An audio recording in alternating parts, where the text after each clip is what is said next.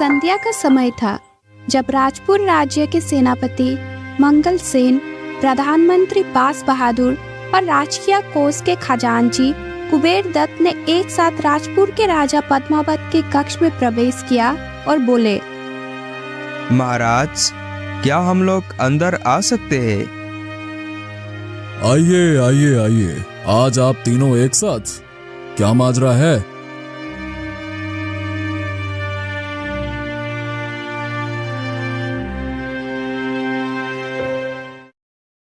महाराज, आज हम तीनों आपसे राजकीय परामर्श करने नहीं, अपितु कुछ पारिवारिक परामर्श करने आए हैं।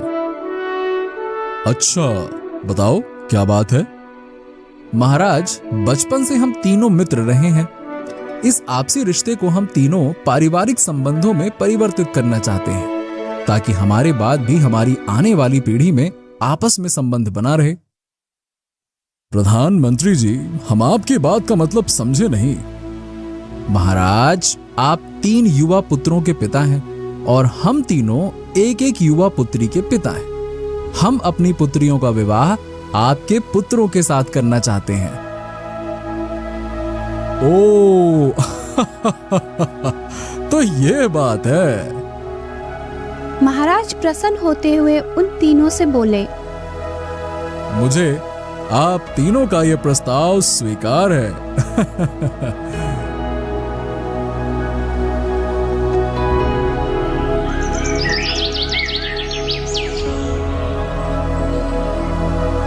इस घटना के 15 दिन पश्चात ही तीनों राजपुत्र का सगाई समारोह धूमधाम से संपन्न हुआ।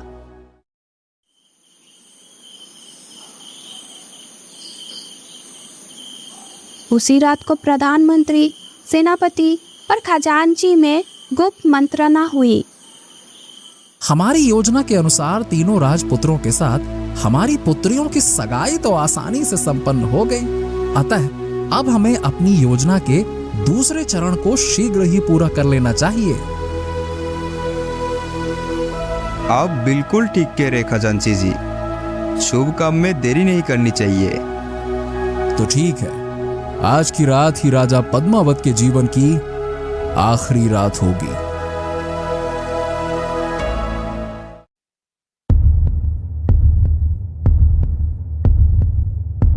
हरी, यदि तुम मेरा काम कर दो तो मैं तुम्हें मुंह मांगी दौलत दूंगा। बोलो।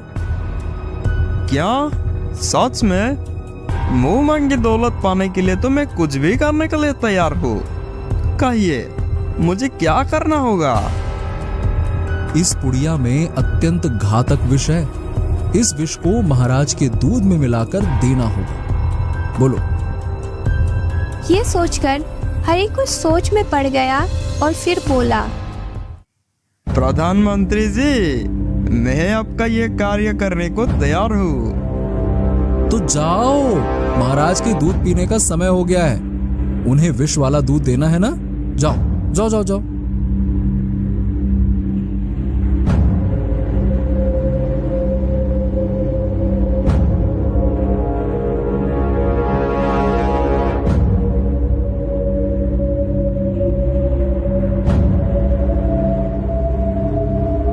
लीजिए महाराज, दूध पी लीजिए।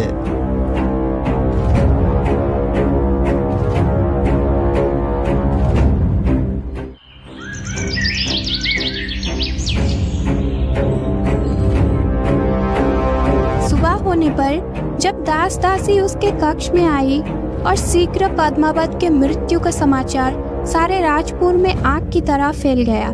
ये समाचार सुनकर इधर प्रधानमंत्री खजांची और सेनापति खुशी से झूम रहे थे। अब पद्मावत मर गया। अब हमारी योजना बिना किसी विघ्न के पूरी हो जाएगी।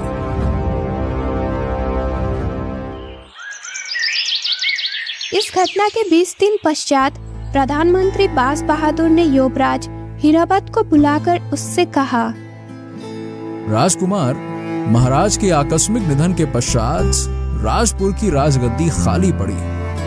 तुम महाराज के बड़े पुत्र हो, इसलिए अब तुम्हें ही राजपुर की राजगद्दी संभालनी है। इसलिए मैं चाहता हूं कि राजगद्दी पर तुम्हारे बैठने से पहले ही मेरी पुत्री मंजरी के साथ तुम्हारा विवाह हो जाए ताकि तुम सपत्नीक राज दरबार में बैठो। तो इस कार्य में रुकावट क्या है प्रधानमंत्री जी? मैं आपकी पुत्री के साथ आज ही विवाह करने को तैयार हूं। राजकुमार, रुकावट आपकी ओर से नहीं अपितु मेरी पुत्री मंजरी की ओर से है। क्या मतलब प्रधानमंत्री जी?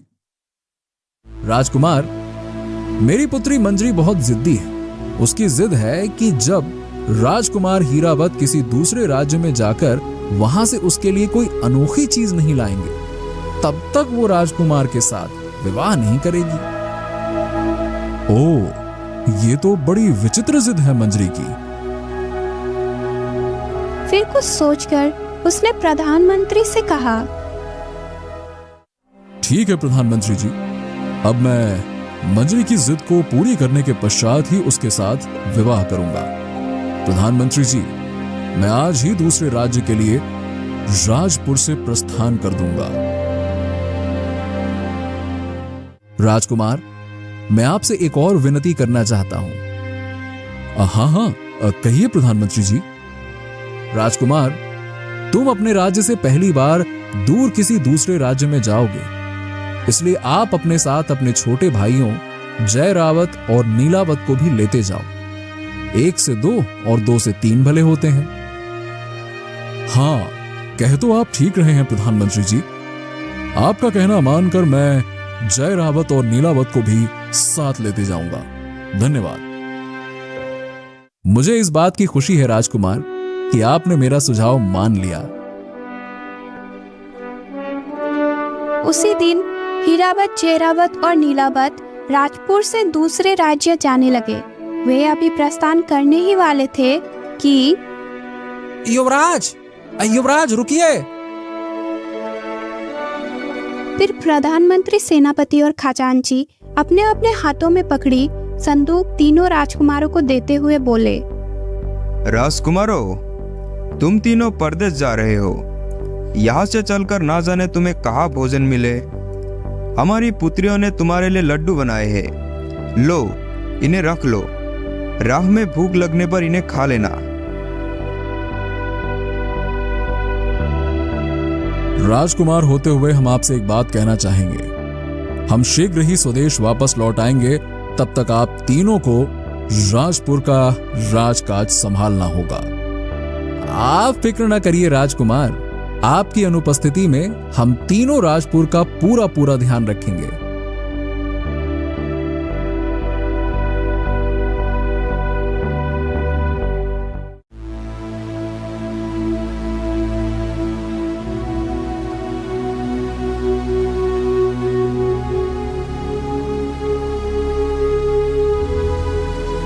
अभी तक तो सब कुछ हमारी योजना के अनुसार बिल्कुल ठीक हो गया।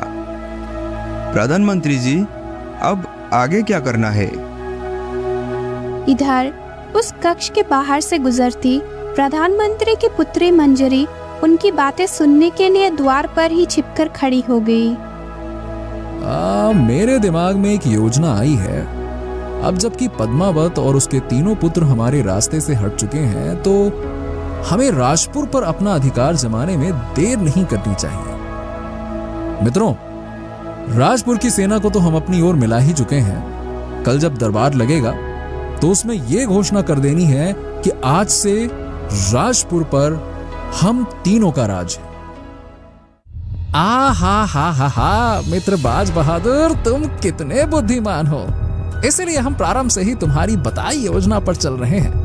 तुम कितने सफाई से राजा पद्मावत को मरवाकर, कितनी चालाकी से उनके तीनों पुत्रों को राजपुर से बाहर भिजवा दिया। तुम्हारे ही सुझाव पर अपनी पुत्रियों का नाम लेकर हमने तीनों भाइयों को विष मिले लड्डू दे दिए। वाह वाह वाह वाह वाह, जिन्हें खाकर तीनों राजकुमार निश्चय ही मर जाएंगे। हमें तो भाई तुम्हारी बुद्धिमानी पर गर्व है मित्र। बहुत बढ़िया, उत्तम, अति उत्तम। उनकी बातें सुनकर कक्ष के बाहर खड़ी मंजरी के तो पांव तले जमीन ही खिसक गई। वो सोचने लगी, इन तीनों ने तो बड़ा ही घिनौना कुचक्र रचा है। मैं अपने भाभी पति हीरावत और अपने दोनों देवर का बाल भी बांका नहीं होने दूंगी, चाहे इसके लिए मुझे कुछ भी क्यों ना करना पड़े। उसने उसी समय अपने कक्ष में पहुंचकर अपनी एक दासी को बुलाया और कहा, तुम इसी समय सेनापति जी की लड़की सुदाक्षी और खजांची की लड़की धनलक्ष्मी को बुला लाओ। उनसे कहना मैं इसी समय एक अत्यंत महत्वपूर्ण विषय के बारे में उनसे सलाह मशवरा करना चाहती हूँ।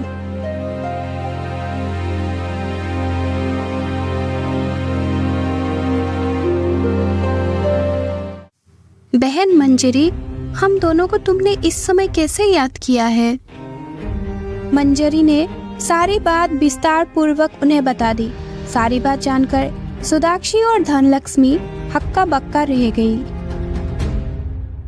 ओ, हमारे पिताओं ने हमारे भावी पतियों के खिलाफ कैसा खूनी षड्यंत्र रचा है। देखो, राजकुमार हीरावत अपने दोनों भाइयों के साथ राज्यों से अभी ज्यादा दूर नहीं गए होंगे। हमें इसी समय उनके पास पहुंचकर उन्हें विष मिले लड्डुओं के बारे में बता देना चाहिए, ताकि उन तीनों की जान बच सके।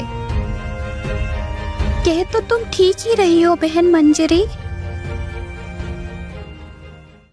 बस उसी समय तीनों युवतियां बिना किसी को कुछ बताए घोड़े पर सवार होकर राजपुर से चल पड़ी। इधर तीनों राजकुमार घोड़े पर सवार होकर आगे ही बढ़ते चले जा रहे थे। हाँ भैया, हम काफी थक चुके हैं, चलो थोड़ी देर रुककर विश्राम कर लेते हैं। और वे तीनों पेड़ के नीचे विश्राम करने लगे। उधर इन तीनों राजकुमारों की खोज में मंजरी, सुदाक्षी और लक्ष्मी भी राजपुर से काफी दूर निकल आई थी। कितने दूर आ गए हैं हम तीनों राजपुर से, लेकिन अभी तक राजकुमारों का कहीं आता पता नहीं है। कहाँ चले गए वे तीनों?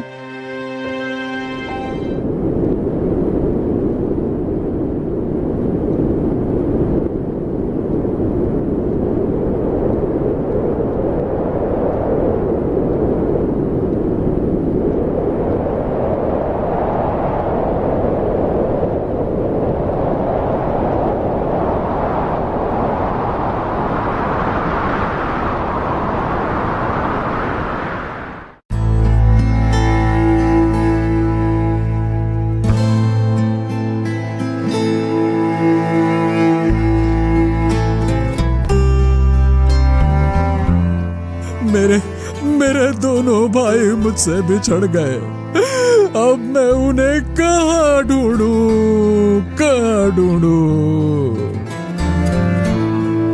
फिर जयरावत और नीलावत की खोज में वो कई दिन बिना रुके, बिना कुछ खाए पिए चलता रहा। चलते चलते वे वन से निकल पास के राज्य केसा नगर में पहुंच गया। बहुत खोज करने पर भी जयरावत और नीलावत का कोई आता पता नहीं मिला। तभी वहाँ एक मुनादी करने वाला आ पहुंचा और बोलने लगा, सुनो सुनो नगर के लोगों, राजा का एक हाथी पागल हो गया है। वह कई दिन से कुशानगर में उत्पात मचा रहा है। महाराज का कहना है कि जो आदमी उस हाथी को मारेगा उसे वह आधा राजपाट दे देंगे। अरे भागो सब लोग, जल्दी से भागो।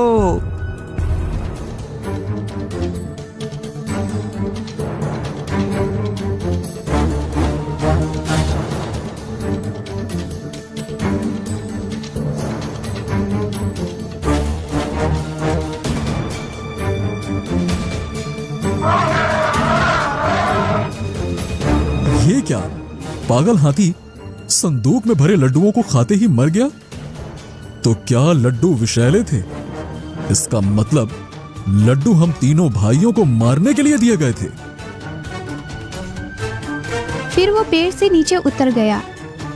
सैनिक उसे उस देश के राजा महेंद्र दत्त के पास लेकर पहुंचे और महेंद्र दत्त को पागल हाथी का मारने की सूचना दी।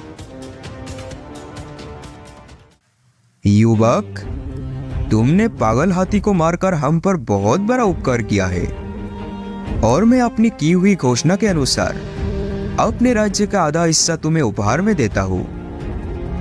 महेंद्र दत्त अभी इतना ही कह सका था कि बाहर से आवाज आई, पिताजी महाराज जरा सुनिए।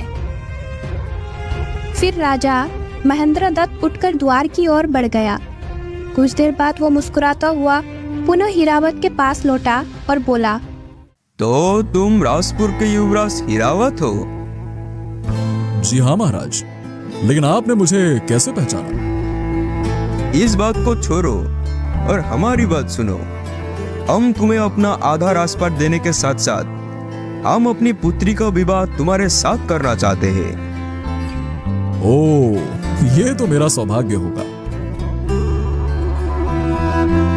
उसी दिन महेंद्र दत्त ने हीरावत को आधा राजपाट सौंप दिया और अपनी पुत्री का विवाह हीरावत के साथ कर दिया। विवाह के पश्चात हीरावत अपने दुल्हन को अपने महल में विदा कर लाया। तत्पश्चात जब उसने अपने दुल्हन का घूंघट उठाया तो वो बोले, ओ रानी, तुम तो बिल्कुल चांद का टुकड़ा हो। ये तो मेरी किस्मत थी जो तुम मुझे मिल गई। स्वामी, जानते हो मैं कौन हूँ? तुम मेरी पत्नी और राजा महेंद्र दत्त की पुत्री हो। और कौन? स्वामी, मैं महेंद्र दत्त की पुत्री नहीं, आप ही तो राजपुर के प्रधानमंत्री बाज बहादुर की पुत्री मंजरी हो। क्या तुम प्रधानमंत्री बाज बहादुर की पुत्री मंजरी हो? वही मंजरी जिसके साथ हमारी सगाई हुई थी? आपने ठीक पहचाना स्वामी। ओह, तब तो वो विष भरे लड्डू अपने पिता के हाथों तुमने ही मुझे पहुंचाए थे। तुम उन विष भरे लड्डुओं को मुझे खिलाकर क्यों मारना चाहती थी? स्वामी, मैं भले अपने सुहाग को क्यों मारना चाहूंगी? वो सब तो मेरे पिता और उनके दोनों साथियों की चाल का एक हिस्सा था। फिर मंजरी ने सारी बात विस्तार पूर्वक राजकुमार हीरावत को बता दी। सारी बात जानकर राजकुमार बोला, ओहो, तो प्रधानमंत्री, सेनापति और खजांची ने मिलकर हम तीनों भाइयों को इस प्रकार मारना चाहा। लेकिन मंत्री, मुझे एक बात समझ नहीं आ रही कि तुम यहाँ राजा महेंद्र दत्त के पास कैसे पहुंची? स्वामी, ये एक लंबी कहानी है। आपकी और आपके दोनों भाइयों की खोज में मैं जब सुदाक्षी और धनलक्ष्मी के साथ वन में पहुंची तो तेज आंधी में सुदाक्षी और धनलक्ष्मी से बिछड़ गई और घोड़े से गिरकर बेहोश हो गई। जब होश में आई तो मैं कुशानगर के राजमहल में थी। हुआ यूं कि वन में भ्रमण करते हुए राजा महेंद्र दत्त की दृष्टि मुझ पर पड़ी। वे मुझे उठाकर अपने महल में ले आए। राजा महेंद्र दत्त क्योंकि निसंतान थे, इसीलिए उन्होंने मुझे अपनी पुत्री बना लिया। उस दिन पागल हाथी को मारकर जब तुम सैनिकों के साथ राजा महेंद्र दत्त के पास पहुंचे थे तो मैं कक्ष के बाहर खड़ी तुम्हें देख रही थी। मैंने तुम्हें देखते ही पहचान लिया था, इसीलिए मैंने आवाज देकर राजा महेंद्र दत्त को कक्ष से बाहर बुलाकर उनसे कहा कि मैं तुम्हारे साथ विवाह करना चाहती हूँ। ओह, तो तुम्हारे कहने पर ही राजा महेंद्र दत्त को पता चला होगा कि मैं राजपुर का युवराज हीरावत हूँ, है ना? हाँ स्वामी, मैंने ही उन्हें ये बात बताई थी। इधर होश में आने पर जयरावत भी हीरावत और नीलावत की खोज में निकल पड़ा था। चलते चलते वो जंगल के बीच पर बनी एक झोपड़ी के समीप जा पहुंचा। हाँ, बहुत थक गया हूँ। वहां बैठकर संदूक में रखे लड्डुओं को खाकर अपनी भूख भी शांत कर लूंगा।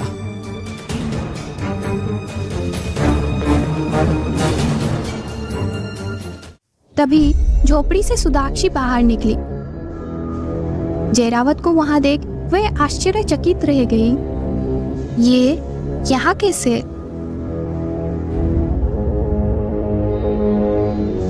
ठहरो, लड्डुओं को ना खाना। ये सुनकर मुंह की ओर जाता हुआ हाथ जयरावत ने रोक लिया और चौंक कर सुदाक्षी की ओर देखा।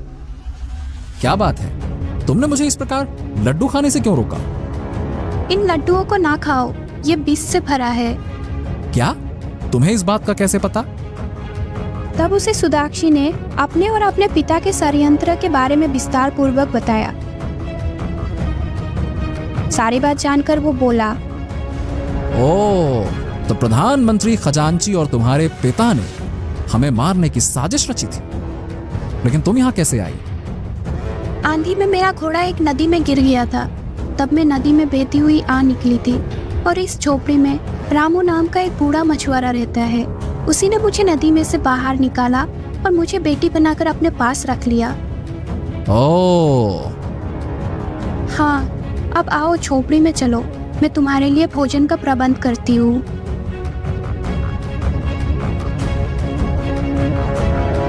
सुदाक्षी ने जयरावत के लिए तत्काल ही भोजन तैयार किया।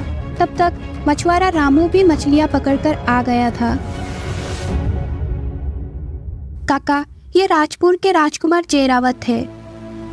वही जिनके साथ तुम्हारी सगाई हुई थी? हाँ काका, ये वही है। देखो बेटा, मुझे सुदीक्षा ने सब कुछ बता दिया है। क्योंकि सुदीक्षा के साथ तुम्हारी सगाई हो चुकी है, इसलिए इसकी सुरक्षा का जिम्मा अब तुम्हारा है। अब तुम इसके साथ विवाह कर लो। तब अग्नि को साक्षी मानकर जयरावत और सुदाक्षी ने विवाह कर लिया।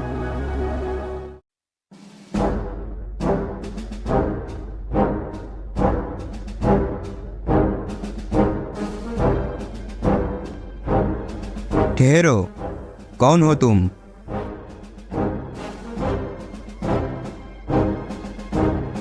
मेरा नाम नीलावत है और मैं राजपुर का राजकुमार हूँ। तुम राजपुर के राजकुमार नीलावत हो? हाँ, लेकिन आप कौन है? तुम्हें इस बात का पता अभी चल जाएगा। आओ मेरे साथ।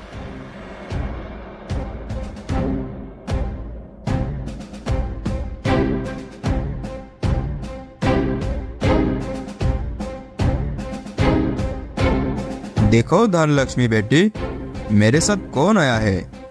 राजकुमार नीलावत। ये युवती कौन है? ये तो मेरा नाम भी जानती है। बेटा, कई दिन पहले अंधी में भटकती हुई ये धनलक्ष्मी इस खंडर में आ पहुंची थी। उस समय मैं भी इस खंडर में था। बेटा, ये वही धनलक्ष्मी है जिसके साथ तुम्हारी सगाई हुई थी। अब तुम आ गए हो तो धनलक्ष्मी का हाथ संभालो और मुझे इसकी जिम्मेदारी से मुक्त करो। इतना कहकर इच्छाधारी नाग ने नीलावत को प्रधानमंत्री, सेनापति और खजांची के षड्यंत्र के बारे में बताया। सारी बात जानकर नीलावत सुन सा रह गया। तब इच्छाधारी नाग के सामने नीलावत और धनलक्ष्मी ने एक दूसरे से शादी कर ली। तत्पश्चात इच्छाधारी नाग ने नीलावत को 3 फल दिए और बोला, नीलावत, ये तीनों फल उन्हीं प्रधानमंत्री, खजांची और सेनापति के लिए है। जैसे ही वे तीनों इन फलों को खाएंगे, तीनों को अपने अपने किए का फल मिल जाएगा।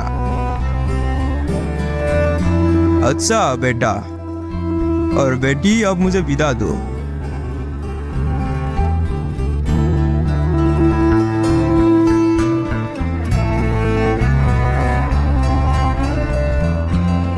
नीलावत और धनलक्ष्मी वहां से राजपुर की ओर चल पड़े। सुदीक्षा, हमें राजपुर चलना चाहिए। वहां जाकर देखें तो सही कि तुम्हारे पिता और उनके साथियों ने राजपुर की क्या दशा की है। रानी मंजरी, तुम्हारे पिता और उनके दोनों साथियों ने राजद्रोह किया है। मुझे उनको इसकी सजा देने के लिए राजपुर जाना होगा। स्वामी, मैं भी आपके साथ राजपुर चलूंगी।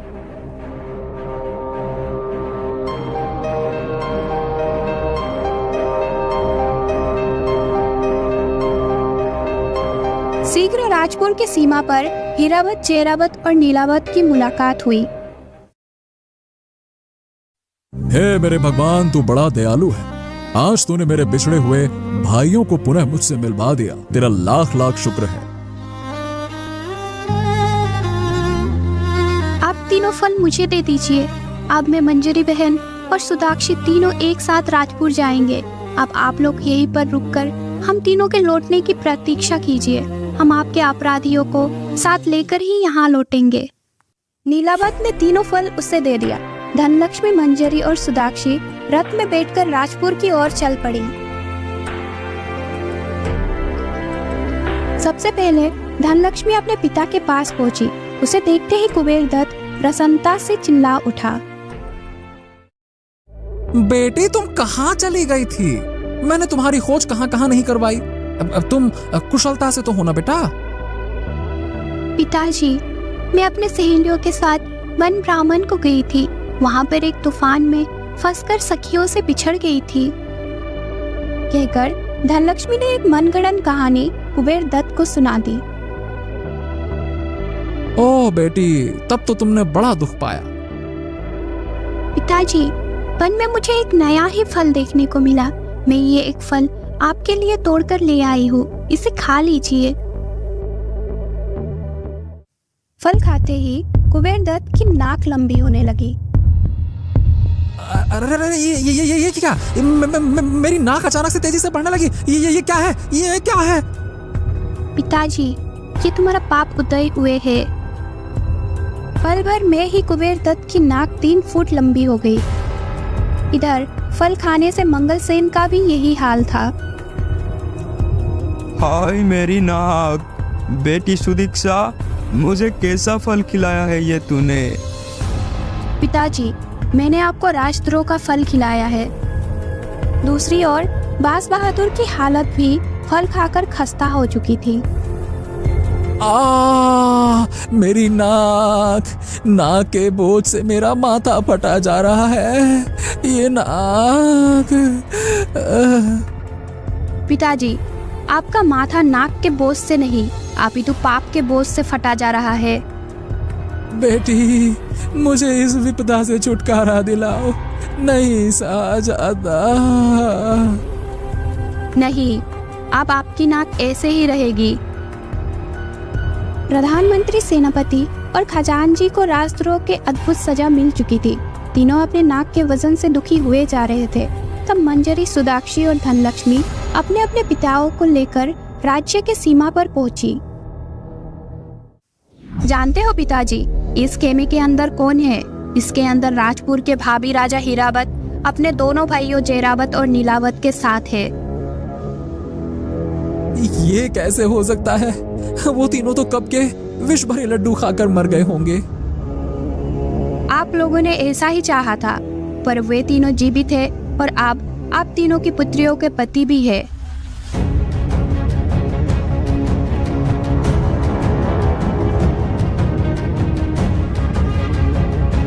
युवराज, हमें क्षमा कर दो, हमने तुम्हारे साथ बहुत अन्याय किया। माफ कर दो युवराज, हमें माफ कर दो। तुम तीनों राजद्रोही हो। तुमने सत्ता के लालच में आकर घोर अपराध किया है। तुम्हें तुम्हारे किए हुए की सजा बढ़ी हुई नाक के रूप में मिल चुकी है। अब जाओ और इसी समय इस राज्य से दूर चले जाओ। अगर तुम फिर कभी राजपुर के आसपास भी दिखाई दिए तो अच्छा नहीं होगा।